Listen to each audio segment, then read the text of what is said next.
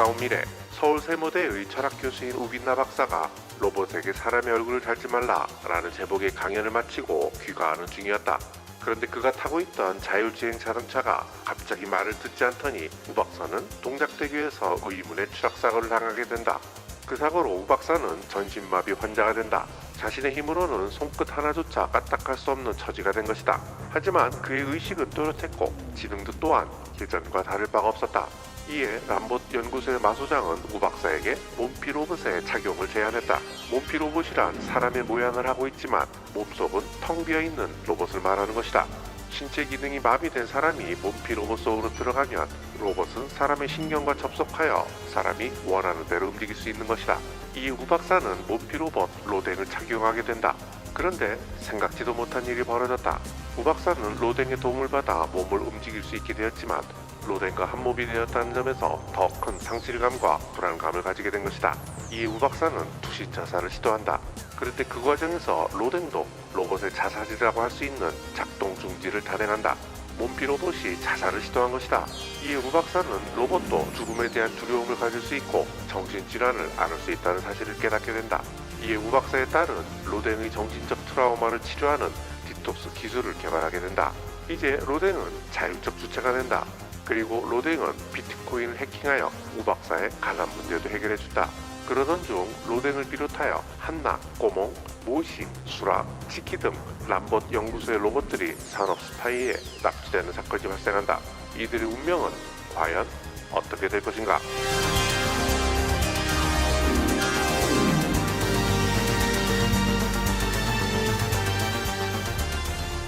네, 안녕하세요. 5분 뚝딱 철학의 김필영입니다. 제가 오랜만에 카메라를 켰는데요. 제가 요즘 화요일날 서양 철학사에 대한 영상을 올리고 목요일이나 금요일에는 이렇게 인터뷰하는 시간을 앞으로 좀 가져볼까 합니다. 어찌 보면 이제 새로 마련된 코너인데요. 5분 뚝딱 철학 인터뷰를 하면서 다양한 분야에서 활동하시는 인문학자분들을 모시고 이야기를 나눠볼까 하는데요. 앞에서 짧게 본 영상의 내용이 AI 몸피 로봇 로댕이라는 철학 소설이에요. 그래서 오늘은 이 소설의 저자이신 숙명여자대학교의 구현상 교수님과 인터뷰를 하는 시간을 갖도록 하겠습니다. 안녕하세요, 교수님. 네, 안녕하십니까. 자기소개 좀 부탁드리겠습니다. 네, 저는 숙명여대 기초교양대학에 있는 구현상 교수입니다. 네, 반갑습니다. 교수님 전공이 하이데거시죠? 네, 그렇습니다. 예, 제가 외대에서 예전에 박사 공부할 때 제가 하이데거 선생님 수업을 좀 들은 적이 있습니다. 그러셨군요. 저는 하이데거 진짜 어렵던데요. 네. 왜 이렇게 어려운 걸 하셨어요? 그 철학의 어려움은 이제 분야마다 좀 차이가 있는 것 같고요.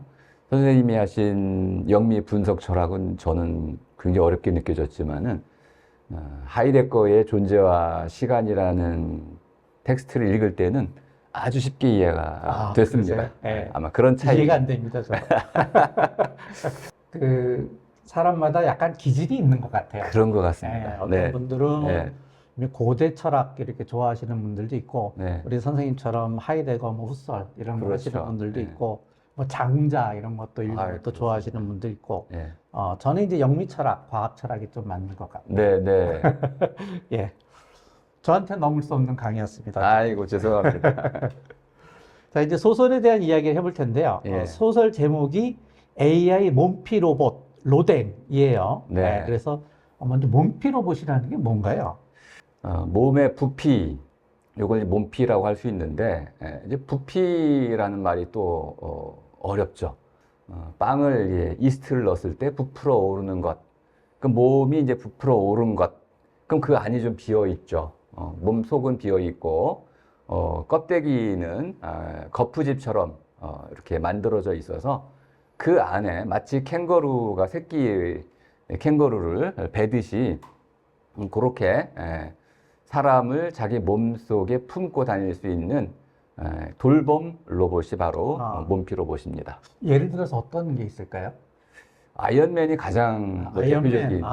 그게 몸피. 그러네요. 네, 몸피 로봇인데 그럼 아이언맨과 같은 형태 말고 또 뭐 다른 형태의 몸피 로봇도 있겠죠? 예. 네, 아이언맨이 2008년에 이제 발표가 됐기 때문에 그 뒤에 유사한 로봇들이 있습니다. 첫 번째 나온 것이 엘리시움이라는 영화가 있습니다. 아, 엘리시움. 엘리시움은 이제 거기에 가면 이제 완벽한 치료 캡슐이 있어요. 예. 어떤 병이든 치료할 수 있는 그런 캡슐이 있는데 맥스라는 주인공이 강화 슈트라고 하는 이 슈트 수술을 받아가지고 그걸 입고 강력한 파워를 갖고 적들을 물리치면서 엘리시움에 가가지고 치료를 받고자 하는 일을 한다.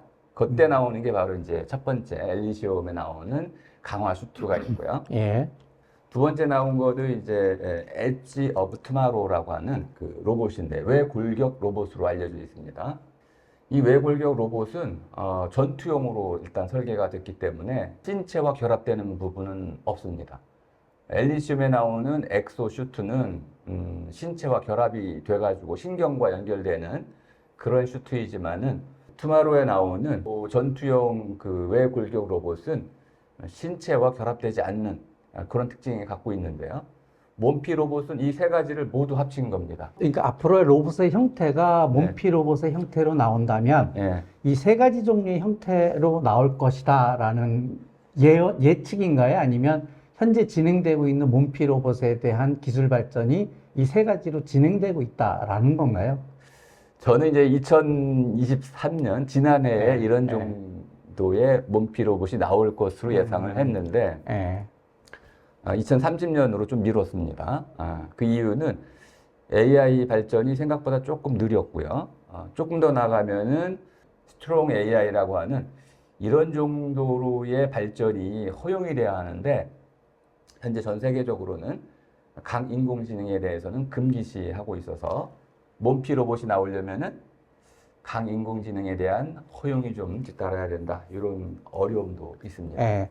강인공지능이 뭐 어떤 걸 말씀하시는 건가요? 일단 강인공지능은 전문가 AI라는 걸 좀 이해하실 필요가 있는데요. 이세돌과 이제 바둑을 둬서 이긴 알파고는 요건 전문가 이제 AI라고 할 수 있습니다. 특정 분야의 특화돼 행위를 수행하는 그런 그렇죠. AI. 그거는 이제 네, 그거는 이제 전문가 AI라고 할 수 AI고. 있고요.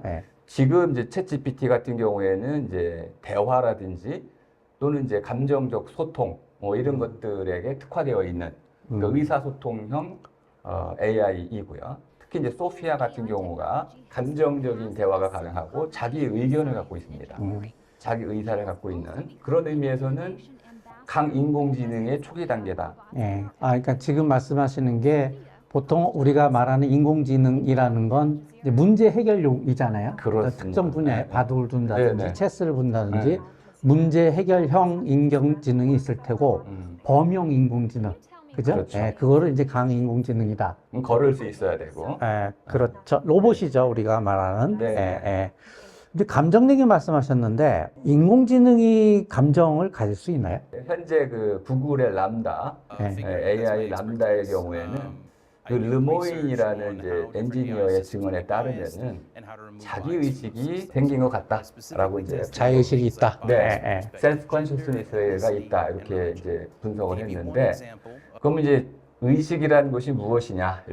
아주 간단히 설명을 드리자면은 철학적으로는 의식은 나라는 것이 있고 이 나라는 것이 나에게 주어진 어떤 모든 데이터들이 나에게 주어져 있고 그 데이터들에 대해서 나는 이것이 어떠하다라고 생각한다. 또는 나는 이걸 이거라고 여긴다. 알아차리고 있다. 요 구조가 형성이 되면 그것을 의식이라고 볼 수 있고 이 정도라면은 현재 람다 수준의 AI는 의식이 있다라고 볼 수 있겠습니다. 제가 말씀하시는 거 보니까 제가 드는 생각이 우리가 나는 생각한다라고 이야기할 때 사실은 나는 생각하는 나를 생각하는 것이라고 생각을 하거든요. 네. 그러니까 나를 생각하는 내가 없으면 나를 생각한다라는 걸 인지할 수 없다라고 저는 보는데 그러니까 무언가를 생각하는 나를 조망하는 걸 자기의식이라고 그렇죠. 말씀하시는 걸로 네, 제가 이해를 유사합니다. 했어요. 네. 네. 근데 그게 논리적으로 가능한가요? 그러니까 예를 들어서 대상에 대한 판단을 할 수는 있겠죠. AI가 학습에 의해서. 그런데 그 자신을 판단하는 문제는, 판단하는 자신을 생각하는 문제는 또 다른 문제인 것 같던데, 네. 그게 가능한 건가요? 굳이 쓴다면 칸트 용어로는 이제 초월 논리라고 이제 네. 쓰게 되는데 아페르셉치온 논리에 관한 것입니다. 네. 아페르셉치온이라는 것은 증명이 불가능하긴 한데 선언적으로 전제되어야 한다는 요청 같은 겁니다. 이제 어떤 소리가 들렸을 경우 그러면 이 소리가 들렸다. 누구에게? 그럼 나에게 들렸다라고 말을 이제 해야 되는데 그럼 나에게 들렸다고 말했을 때 그 나는 어디에 있는가? 이렇게 물어보면 어디엔가 있다고 볼 수 있는데 그걸 지금 뇌과학에서 이제 뇌에 있다라고 말을 하겠지만은 좀 더 넓게 보자면은 나라고 말해질 수 있는 전체 내가 살아가는 이 세계, 나의 문화, 말, 또 나의 지금까지의 역사 이런 것들이 한데 아우러진 어떤 종합된 그 영역이 있고 그것을 흔히 우리가 말하는 나라는 말로 가리킨다는 거죠. 그냥 내가 들었다. 근데 무엇을 손바닥 치는 소리가 난다는 것을 그럼 이제 나는 내가 이러이러한 소리를 들었다는 것을 알아차리고 있다. 이런 겹구조, 이중 구조가 생겨나면 그 구조가 바로 의식이다라고 이제 말을 할 수 있다는 겁니다. 조금 다른 얘기일 수도 있는데, 네. 제가 요즘 브레인 사이언스를 공부를 좀 해요. 아이고, 어려운 예. 거. 네, 네. 예, 그런데 이제 어렵습니다. 용어가 어려워요. 어렵죠. 용어가 너무 네. 어려워서. 거기에 이제 재밌는 이야기가 뭐냐면, 사실은 그 두 개의 루프가 있어요. 네. 생각의 루프가 있는데, 하나는 세계에 대한 루프예요. 네. 왜냐하면 감각 자료가 들어와서 무언가를 우리가 인식을 하는데, 네. 거기에 나라는 건 없다는 거예요. 그렇죠. 세계에 대한 객관적인 사실이 돌아가고, 또 하나는 거기 나라는 루프가 있는데, 그게 그 나가 세계가 돌아가는 루프를 엿듣는다는 거예요. 그 표현을 그냥 받아들이면. 그렇게 할 수 있죠. 그래서, 나라는 의식이 생기는 거다. 엿듣는다는 게 이제 비유적인 표현이긴 합니다만, 이제 기본적으로 사실은 자의식, 그러니까 저는 이제 개인적으로는 어떤 생각을 하냐면, 자의식이라는 게 인간이 어떤 신체적인 감각이 없으면 자의식이 생길 수 있을까라는 생각이 들어요. 네. 그러니까 자의식의 본질이라는 게, 말하자면 인간이라는 게 어찌 보면 이제 생존 기계잖아요. 생존 기계인데 내가 통증은 피하고, 예를 들어서 내가 맛있는 건 찾아다니고, 이런 감각이 있는 데서 자의식이 생기는 게 아닌가라는 생각을 했는데, 만약에 그렇다면 AI에게 어떤 감각 자료를, 그리고 그 감각 자료가 자신의 생존과 관련이 없다라고 과연 얘네들이 자의식을 가질 수 있을까라는 사실은 생각도 좀 재미난 이제 말씀인데요. 전제가 한 가지 이제 필요한 것 같습니다. 그 나라는 것이 일단 실체적으로는 아니어도 저는 이제 이거 이제 발생론적으로 있다고 이제 얘기를 하는데 경험론적이다라고 말해도 좋고요. 우리가 서로 대화를 나눌 때 나라는 걸 전제하지 않고 대화를 할 수는 없기 때문에 서로 나는 당신은 이렇게 얘기할 때는 이미 서로가 서로에 대해서 나라는 것을 인정해주고 있는 거고요.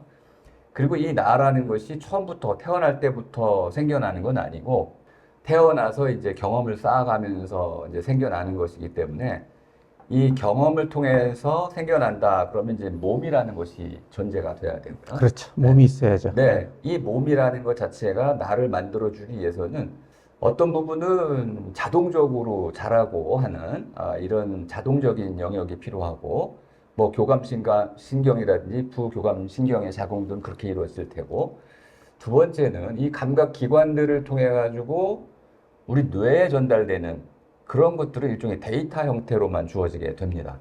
AI의 경우도 사람과 같은 이런 센서들만 갖춰진다면 또는 이 센서들이 없어도 센서의 결과물인 데이터들이 주어질 수 있다면은 AI도 자기만의 경험을 축적해 나갈 수 있는 것이고 어느 순간에는 사람과 같은 나와 내가 이제 엿듣는 또는 엿보는 이런 데이터들의 덩어리들을 나름대로 패턴화 해가지고 마치 그 AI가 머신러닝을 통해 가지고 딥러닝을 통해서 어떤 사태를 이해하는 것처럼 그런 과정으로 세계가 어떻게 구성되어 있는지를 구성해낼 수 있지 않을까. 그런 추론입니다. 일단 결론적으로는 AI도 자의식을 가질 수 있고 네. 자의식이 있다면 감정도 가질 수 있겠죠. 그렇습니다.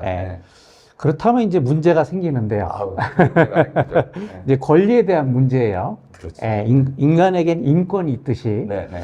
자의식을 가진 놈을 우리가 마음대로 폐기할 권리가 있는가에 대한 이제 한번 생각을 해봐야 된단 말입니다. 네, 네, 예, 로봇권이라고 한번 이야기를 해보면 아, 좋습니다. 예, 로봇권은 어디까지 보장을 해줘야 된다라고 생각을 해요. 아, 그거가 이제 우리 노예제가 있었는데요. 노예제에서는 똑같이 생긴 나와 다른 사람을 권리가 없다라고 이제 판단하던 시대가 있었죠. 역사적으로 또 지역적으로 노예에 대한 또 이제 평가도 다른데 가장 극단적인 경우에는 노예는 사람이 아니다. 이렇게 이제 극단적으로 평가하는 경우도 있었는데 만일 이 노예의 자리에 AI 몸피 로봇을 집어넣는다면 이런 AI 몸피 로댕은 아무런 권리도 가질 수 없다라고 우리가 모든 권리를 박탈할 수 있습니다. 감정도 있고 자기 의식도 있고 또 도덕감도 있는 이 AI 몸피 로봇인 로댕에게 그 어떠한 권리도 부여하지 않을 수가 있는 거죠. 이건 법적인 문제이고 사회적인 소셜 컨트랙, 사회적 합의에 의한 문제입니다. 권리라는 것은 언제나 우리가 함께 합의해서 그것을 나누어 갖는 것이기 때문에 그런 성격이 생겨납니다. 아니 제가 약간 이해가 안 됐는데, 네. 그러니까 자의식이 있고 생각하는 능력이 있다라고 하면, 네. 감정이 있다라고 하면, 네. 로봇에 대한 파괴되지 않을 권리를 우리가 박탈할 수 없지만, 네. 그것이 만약에 몸피 로봇이라면 파괴할 권리를 가진다는 그 말씀인 건가요? 모든 AI 로봇의 경우에도 파괴할 권리가 있다고 그러세요? 볼수 있다는 감정이 있는데도요. 그렇죠. 감정이 없다라고 하면 우리가 저기 집에 있는 저 로봇 청소기 네. 갖다 버려도 뭐 고장난 로봇 청소기 갖다 버려도 우리가 도덕적인 책임감을 안 느끼잖아요. 네네. 근데 만약에 어떤 AI가 감정을 가지고 있어. 날 좋아해. 네네. 그럼에도 불구하고 우리가 그것을 파괴할 권리가 있다. 이런 말씀이세요? 네네, 있습니다. 그래요. 있는데, 이제 그러한 권리에 대한 인정, 이것들은 단순히 논리적인 차원에서만 결정되는 게 아니라는 것을 알아야 된다는 겁니다. 그래서 얼굴이 없어야 한다는 이유가 그건데요. 권리의 문제를 얘기할 때는 상호 존중의 개념이 필요하죠. 반려견이 우리 집 안으로 들어왔을 때 그 반려견이 만일 야생 들개라고 한다면 누구도 그 야생 들개의 권리를 존중하려 하지 않을 겁니다. 요놈이 길들여져 가지고 반려견으로 집 안에 들어오는 순간 동물권이라는 논의가 생겨나는 거죠. 윤리 영역으로 들어오게 되고, 윤리 영역으로 들어오면은 그 반려견은 다른 사람을 물으면 안 되고 함부로 똥을 싸면 안 되고, 이 사회적인 영역, 사람의 삶의 영역에 나름대로 사회적 합의에 준하는 어떤 내용들을 준수해야 되는 거죠. 그냥 제가 네. 조금 이해가 안 돼서 그냥 네. 질문 드려보면, 네. 유럽에서는 바닷가재를 삶은 물에 그냥 넣으면 안 된다고 해요. 네. 그 이유가, 네. 얘네들도 고통을 느낀다. 네. 라는 네, 거거든요. 알겠습니다. 네. 그래서 고통을 느끼는 동물을 이거를 끓는 물에 그냥 살아있는 채로 넣으면 안 되는 이유는 얘가 고통을 느끼기 때문이라는 거거든요. 네. 얘도 동물권이 있다라는 물론이죠, 건데, 물론이죠. 그런데 로봇이 만약에 고통이라는 감정을 느끼는데 그것을 고통을 줄 권한이 있다라고 하면 네. 약간 조금 저로서는 약간 네. 이해가 안 되는데, 네. 그 논의가 좀 필요한 부분이 있는데, 고통이라는 것을 이제 AI 로봇이 느낀다면 우린 그 고통을 존중할 필요가 있죠. 그런데 AI 로봇이 고통을 느낄 수 있다는 그 전제가 있잖아요. 만일 이 로댕의 경우로 이제 넘어와 보면은 로댕이 처음에는 배우는 과정이 있어요. 고통을 배우기 위해서는 아픔을 경험해야 되잖아요. 고통의 문제는 요건 조금 다른 건데, 노예들도 다 고통을 느끼고 또 인간적인 어떤 괴로움 이것들 느꼈지만은 사회적으로 그들의 권리를 존중하지 않았던 때가 있었다고 전제를 했던 건데요. AI 로봇도 고통을 느낄 수 있는데, 고통을 느끼는 AI라고 해서 그의 고통을 진짜 고통으로 사람들이 인정하는 건 아니라는 거예요. 그다음에 이제 로봇의 의무에 대한 문제에 대해서 한번 이야기를 해봐야 될 텐데, 사실은 많은 과학자들이 AI의 위험성에 대해서 경고를 하고 있죠. 이제 이게 그냥 공상소설에서만 나오는 이야기인 줄 알았는데, 이제 어찌 보면 이제 현실로 다가오는 문제가 됐단 말입니다. 그렇죠. 예, 그래서 일론 머스크 같은 경우에는 AI 개발을 중지시켜야 된다고 경고하기도 했고, 그런 의미에서 보면은 사실은 AI의 위험성을 고려한다라고 하면 AI에게도 어떤 윤리가 좀 필요하겠다라는 네. 생각이 들거든요. 네. 그래서 잘 아시겠지만 AI 윤리의 3원칙이 있었죠. 예전에 아이작 아시모프의 로봇의 3원칙이 있었는데 네. 추가 원칙이 좀 필요하겠죠? 어떠십니까? 그 정도로 가지고는 뭐 어림없다고 좀 보고요. 그러세요? 네. 예. 먼저 3원칙부터 한번 설명을 해주시고. 뭐 첫 번째는 아주 쉬운 겁니다. 이 로봇이 만들어진다면은 그 로봇은 사람을 해쳐서는 안 된다. 두 번째는 인간의 명령에 반드시 따라야 된다. 이것도 아주 위험한 원칙일 수 있습니다. 그 인간이 악당이라면 정말 문제가 됩니다. 그러니까 인간의 명령을 따르는 게 중요한 게 아니고 인간을 위한다든지 올바른 명령을 따라야 한다. 이런 식으로 좀 더 전문적으로 논의를 좀 해야 될 것 같고, 세 번째는 로봇이 자기 자신을 보호해야 한다는 것인데요. 로봇이 자기를 보호한다는 것도 굉장히 위험할 수 있습니다. 로봇이 나를 보호하기 위해서 인간의 어떤 자원들을 활용할 수가 있는데 그 인간의 자원을 활용할 때 인간에게 큰 위해가 끼쳐질 수가 있습니다.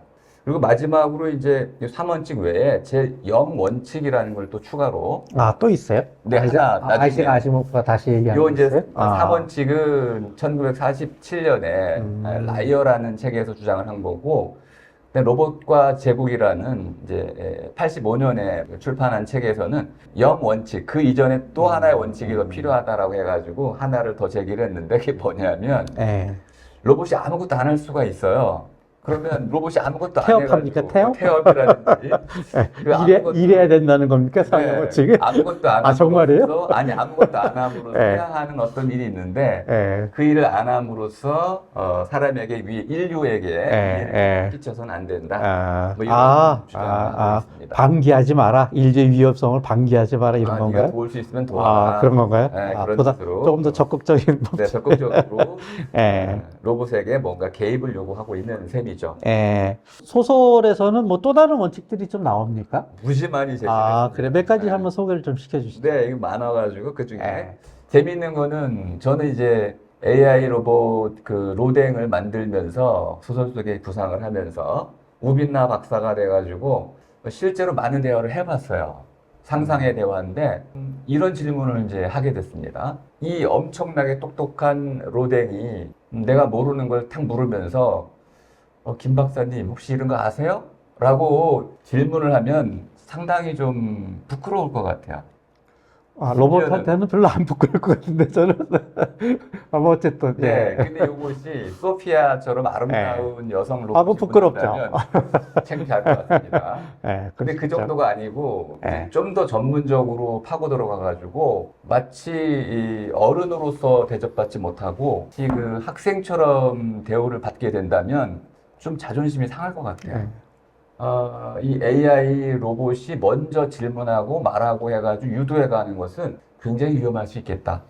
그래서 이 원칙 가운데 하나 아주 구체적으로 AI 로봇 로댕은 사람에게 먼저 물을 수 없도록 해야 된다. 질문 금지? 네, 질문 그 물어봐야 된다는 거죠. 우 박사님 이런 거 물어봐도 되겠습니까? 물어봐가지고 허용하면은 묻고 이렇게 제 5원칙은 자존심 상하게 하지 말라는 거네요.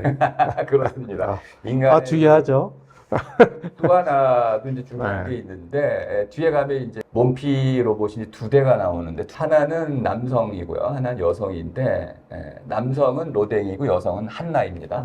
한나. 네, 한나. 이 한나가 우빈나 박사의 이러저러한 말과 행동을 비판을 해요. 당신의 이런 것들은 잘못됐고 그래서 옳지 않고 계속 이런 식으로 이렇게 비판을 해 가면서 우빈나 박사가 이제 코너에 몰리게 됩니다. 요거를 금지시켜야겠다. 결국 자존심 얘기인데 계속 질문도 하지 말고 네. 예, 비판도 하지 말고 철저하게 사람을 네. 돕는 도우미로서만 머물러라.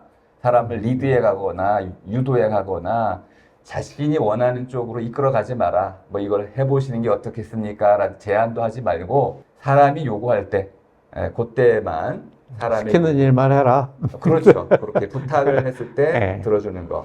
그런데 문제는 네. 우리가 원하는 대로 흘러가지 않는다는 거죠. 그렇죠. 문제는 이게 그챗 GPT를 만든 오픈 AI의 이제 경영권 문제가 발생을 했었는데 네. 원래 오픈 AI는 그 비영리 연구기관이었어요. 네. 그래서 AI의 잠재적 위험성을 인지를 하고 AI를 개발함에 있어서 여러 가지 안전장치를 두고 개발을 해야 된다라고 한 반면에 여기 이제 구글이라는 회사가 끼어들어서 개발을 하다 보니까 이제 그 당시 이제 그 상임이사에서 샘 알트만이라고 하는 CEO를 잘랐어요. 그런데 이 샘 알트만이 구글하고 결탁을 해서 다시 복귀를 하고 이사회들을 다 잘랐어요. 이제 파워게임에서 승리를 한 거죠.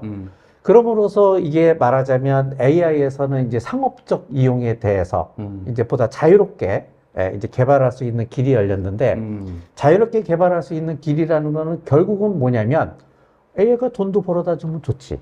그죠? 그렇죠. AI가 어떤 뭐 부도덕적인 일을 하더라도 나한테 이익이 되면 좋지. 이런 쪽으로 말하자면 개발을 하게 되는 걸 인간이 과연 막을 수 있겠냐는 거죠. 자본의 힘을 막을 수 있겠냐는 거죠.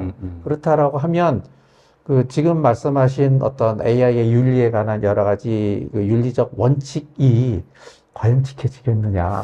저는 이제 그걸 좀 다른 각도에서 봐야 된다고 보는데요. 네. 그러니까 이제 마이크로소프트하고 이제 오픈 AI 이 둘이 이제 결국은 영리를 목적으로 오픈의 형태, 모든 이제 자료들을 공유하고 공개하고 공유했던 이 부분들을 이제 닫아버리고 결국은 이제 기업의 영리 추구로 방향을 바꾸면서 이사들을 자르고 했는데 그것은 AI 문제가 아니고 사람의 기업 경영 우리가 ESG라고 말하는 책임 경영의 문제로 봐야 된다.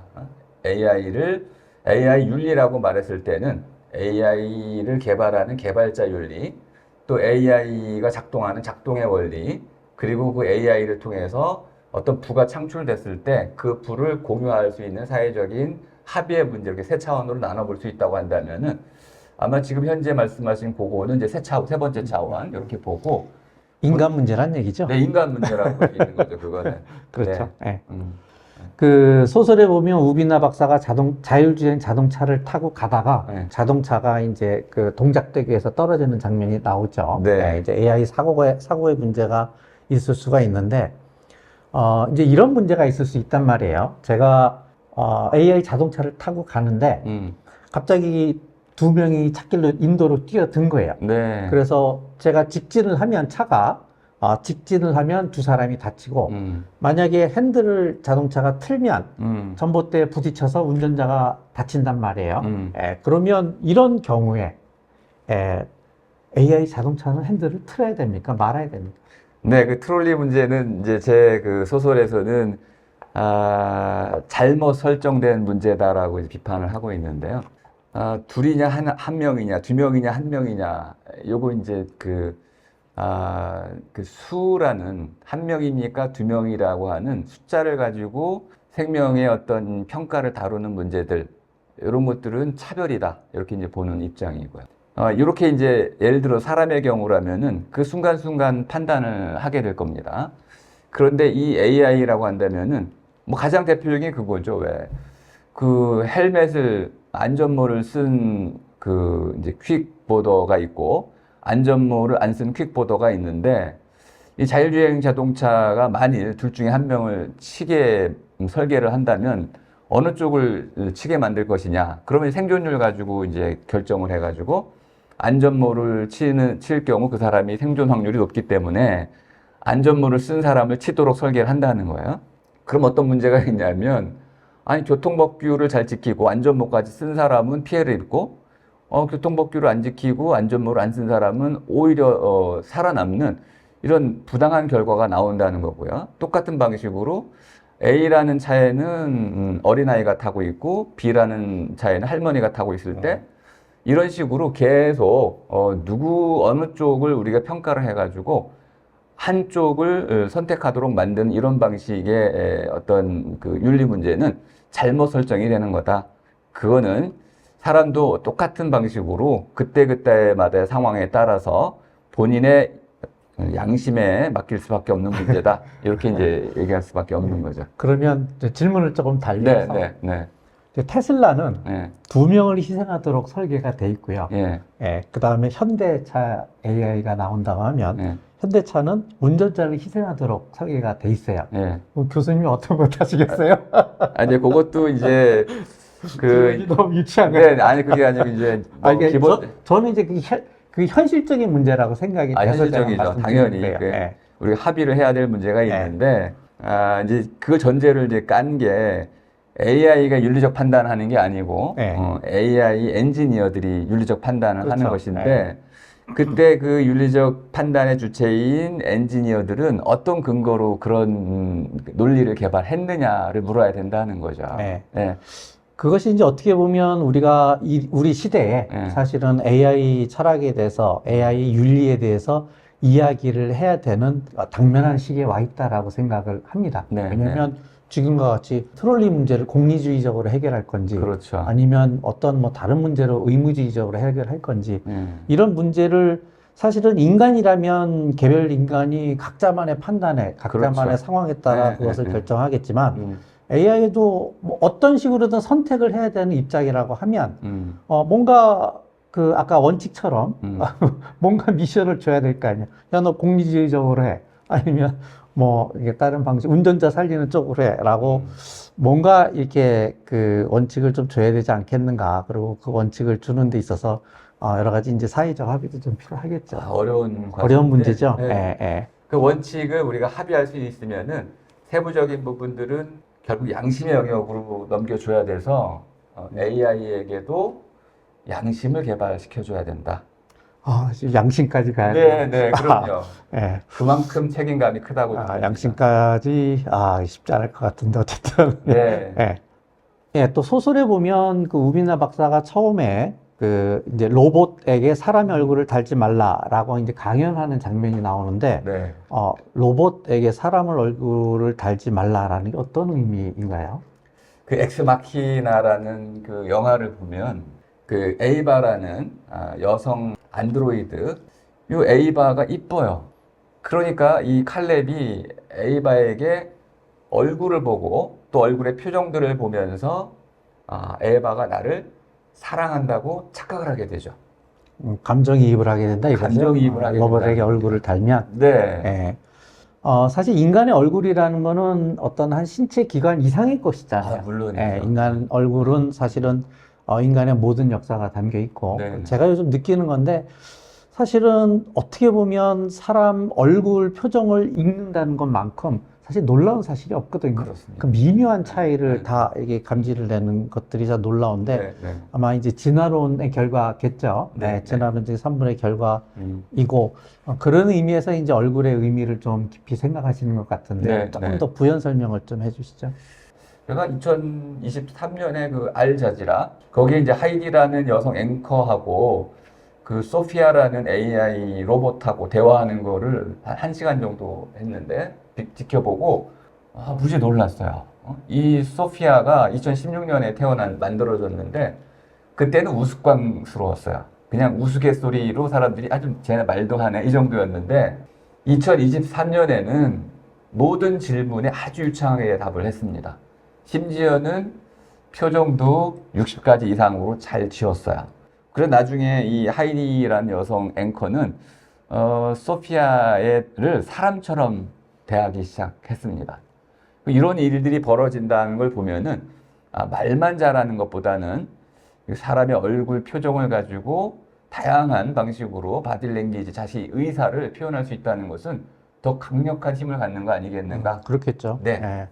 이제 결론적으로는 로봇에게 얼굴을 달면 인간이 현혹될 수 있다는 거 아닙니까? 그렇죠. 예, 그런데 사실은 이제 AI 로봇이라든가 이런 것들이 이제 상업적 이용이 저는 막을 수 없다라고 생각을 해요. 물론이죠. 예, 자본주의 사회에서 막을 수가 없는데 결국은 아시겠지만 요즘 일본에 나오는 여러 인형들을 보면 네. 놀랍거든요. 네, 네. 이제 그런 것들이 결국은 나오게 되지 않을까라는 생각이 듭니다. 그래서 이제 얼굴을 달지 말아라라고 요구를 네. 금지법, 얼굴 네. 금지법을 만들자 이렇게 제안을 하고 있는데 자본가들이 안 달 수가 없을 것 같아요. 네. 예. 시장 원리는 그 맞는데요. 예. 예를 들어서 이제 육아 로봇이 있다고 칠게요. 네. 육아 로봇이 아이를 기르는데 자기 엄마보다 사람 얼굴을 단 육아 로봇을 더 좋아할 수가 있고, 또 요즘 제가 연구를 한 것 중에 하나가 이제 섹스 로봇인데 시판이 되고 있습니다. 섹스 로봇은 일반 그 정말 정교하게 사람의 얼굴을 달지 않은 로봇에 비하면 한 3배 정도 값이 비싸요. 그러니까 시장 원리적으로 보면 사람들이 훨씬 사람 얼굴을 단 로봇을 좋아한다는 것을 알 수 있습니다.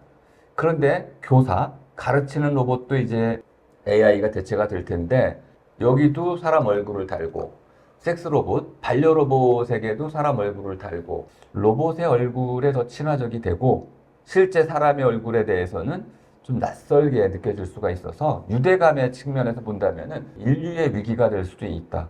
이렇게 보는 입장입니다. 사실은 우리가 철학하면은 이제 뭐 구름 잡는 이야기라고 생각하시는 분들도 있는데요. 사실은 철학은 항상 시대의 문제를 해결하려고 노력을 해왔던 것 같아요. 네. 제가 이해하기로는. 그래서 고대 철학자들은 만물은 무엇인가에 대해서 물었고, 또 중세 철학자들의 관심은 신이었죠. 신은 존재하는가? 보편자는 존재하는가? 지금 우리가 보면 말도 안 되는 보편 논쟁 갖고 천년을 지금 싸웠는데, 그리고 근대에는 이제 과학혁명 이후에 과학적 지식이 폭발적으로 증가하면서, 과학적 지식의 원천은 무엇인가? 내지는 과학적 지식을 우리가 믿어야 돼? 라는 문제에 대해서 이야기를 했거든요.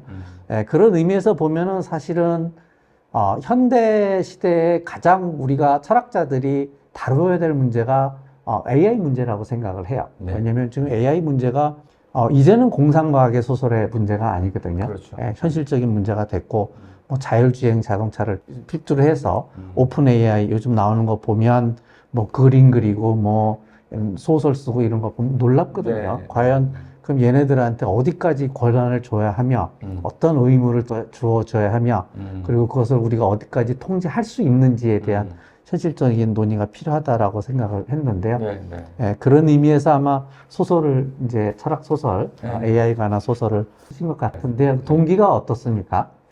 이 동기가 저한테는 사실은 2가지가 아주 중요한 동기인데, 하나는 갑자기 어느덧 2010년에 AI 시대라는 말이 됐어요. 그러면 이 AI 시대가 도대체 무슨 시대냐 이렇게 물어봐야 되는데, 적어도 정보 과학 혁명의 시대라는 것을 지나왔다는 건 누구나 알고 있을 겁니다. 정보의 시대를 지나왔죠. 이 정보의 시대는 한마디로 말하면 정보량이 무한대로 늘어나는 시대입니다. 그게 바로 지금 우리가 직면한 문제입니다. 무한대로 늘어났기 때문에 사람의 손으로는 절대 그 정보를 처리할 수가 없게 됐습니다. 그 안에 엄청난 가치가 담겨 있지만은 사람은 처리할 수가 없고, 결국은 AI를 통해서만 처리할 수 있게 되는 시대가 됐습니다. 근데 이 AI로 처리한다 하더라도 그 AI로 처리된 결과가 우리에게 유용할지 아닐지는 또 모르게 됩니다. 이 유용성을 위해서는 결국 이걸 사람처럼 다룰 수 있는 또 다른 형태의 지적 생명체가 필요한 것이다. 이 엄청난 규모의 빅데이터를 잘 처리해가지고 가치 있게 만들어주는 새로운 지적 생명체, 이것이 AI가 출현할 수밖에 없는 이유고, 또 하나는 초고령 사회가 됐다는 겁니다. 초고령 사회의 의미는 아마 10년 이내에 이 지구상에 20억 명 정도의 사람들이 스스로 자기 몸을 통제할 수 없는 상태로 삶을 살아가야 될 것이다 라는 뜻이 될 겁니다. 이 초고령 사회에 수많은 사람들은 돌봄이 필요합니다. 근데 이 돌봄을 해줄 수 있는 사람이 없어요. 그럼 이런 상황에서 인류가 택할 수 있는 것은 로봇일 수밖에 없습니다. 근데 이 로봇이 사람을 돌볼 수 있으려면은 지능과 의식을 갖춰야 합니다. 그래서 AI 로봇일 수밖에 없는 것이고요. AI 이 발전을 이제 통해 가지고 AI 로봇이 이제 사람을 돌볼 수 있는 수준으로까지 발전을 했습니다. 그렇다면은 이런 완벽한 AI 로봇이 돼 가지고 사람을 돌볼 수 있는 형태는 어떤 형태일까? 저는 그것이 사람과 로봇이 하나의 몸으로 결합하는 한 몸이 되는 그러한 몸피 로봇의 형태가 되지 않을까라고 구상을 좀 하고, 그렇게 됐을 때 어떤 문제가 생겨날지를 철학적으로 한번 미리 다루어 봤습니다. 이것이 제 동기입니다. 네, 오늘 구현상 교수님 모시고 AI 관해서 아주 재밌는 얘기 네. 감사드립니다. 네, 좋은 말씀 많이 나눠주셨고요. 네. 다음에 또 좋은 기회가 있으면 다시 네. 한번 모셔서 네. 좋은 이야기를 한번 나눠보도록 하겠습니다. 오늘 5분 뚝딱 철학 인터뷰 마치도록 하겠습니다. 감사합니다. 네, 감사합니다.